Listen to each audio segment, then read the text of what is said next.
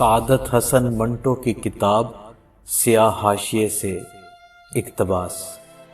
لوٹا ہوا مال برآمد کے لیے پولیس نے چھاپے مارنے شروع کیے۔ لوگ ڈر کے مارے لوٹا ہوا مال رات کے اندھیرے میں باہر پھینکنے لگے۔ کچھ ایسے بھی تھے جنہوں نے اپنا مال بھی موقع پا کر اپنے سے علیحدہ کر دیا تاکہ قانونی گرفت سے بچے رہیں۔ ایک آدمی کو بہت دقت پیش آئی۔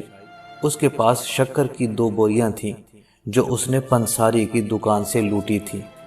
ایک تو وہ جوں کی توں رات کے اندھیرے میں پاس والے کنویں میں پھینک آیا، لیکن جب دوسری اٹھا کر اس میں ڈالنے لگا تو خود بھی ساتھ چلا گیا۔ شور سن کر لوگ اکٹھے ہو گئے۔ کنویں میں رسیاں ڈالی گئیں۔ 2 جوان نیچے اترے اور اس آدمی کو باہر نکال لیا، لیکن چند گھنٹوں کے بعد وہ مر گیا۔